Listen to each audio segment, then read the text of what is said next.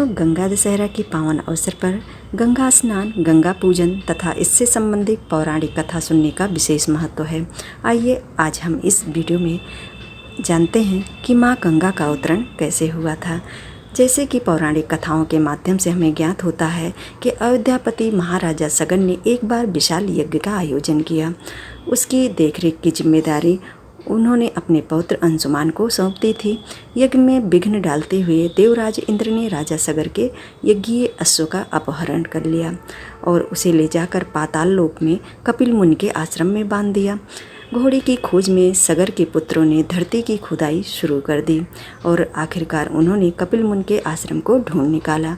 इस कोलाहल से कपिल मुनि की तपस्या भंग हो गई और जब उन्होंने क्रोधित होकर आंखें खोली तो उनकी क्रोधाग्नि में राजा सगर के 60,000 पुत्र जलकर भस्म हो गए।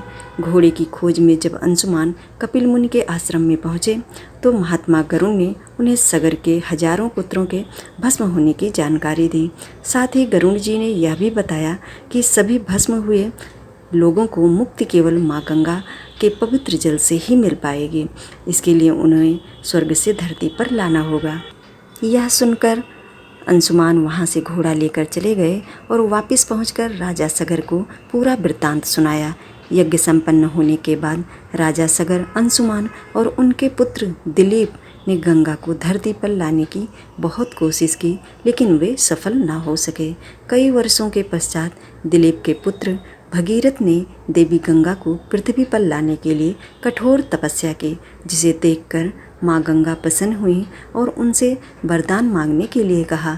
राजा ने माँ से धरती पर आने का आग्रह किया, जिससे उनके पूर्वज की आत्मा को शांति मिल जाए।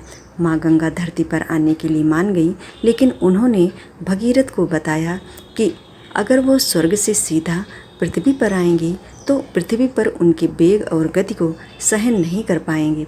इस समस्या के समाधान के लिए देवी गंगा ने भगीरथ को भगवान शिव की आराधना करने के लिए कहा।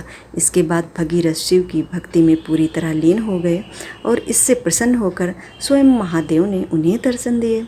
जब शिव जी ने उन्हें वरदान मांगने को कहा तो उन्होंने अपनी समस्या के बारे में बताया।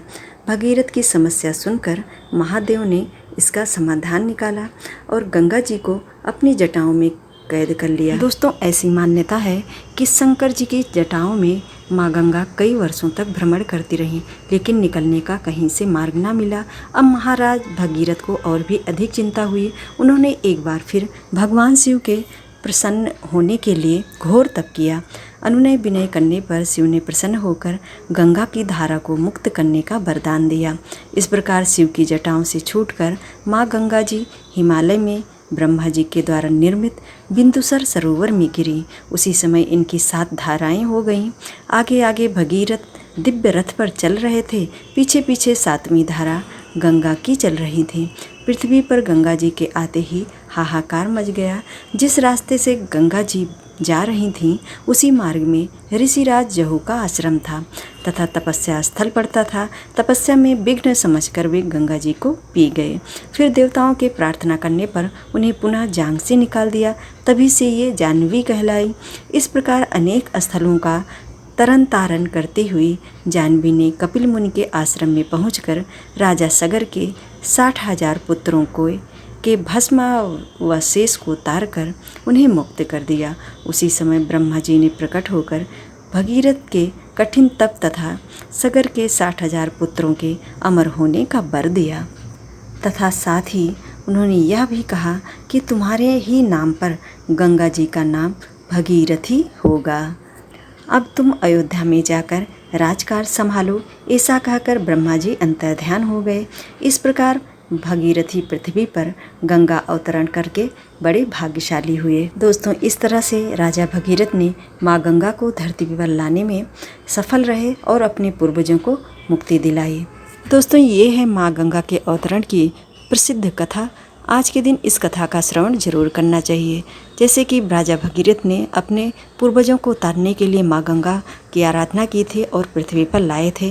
दोस्तों, वैसे हमारे कलयुग में भी हमें अपने पूर्वजों के आत्मा की शांति के लिए माँ गंगा में आज के दिन स्नान करना चाहिए। इससे हमारे सभी पाप भी मिटते हैं और हमारे पूर्वजों को भी प्रसन्नता प्राप्त होती है। उनके निमित्त आज के दिन श्राद्ध तर्पण जरूर करना चाहिए और दान पुण्य भी जरूर करना चाहिए। हमारे वीडियो यदि आपको थोड़ा सा भी पसंद आया हो तो वीडियो को लाइक ज़रूर कर दीजिएगा और चैनल को सब्सक्राइब ज़रूर कर लीजिए आने वाले वीडियोज़ के लिए।